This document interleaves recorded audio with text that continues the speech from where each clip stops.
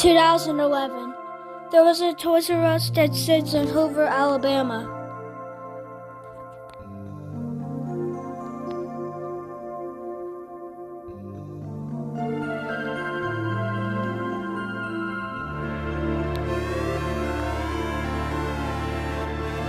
2015.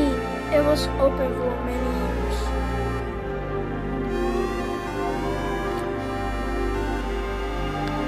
2018.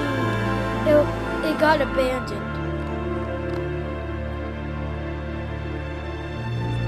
2023. It became an always bargain outlet, and it still exists to this day.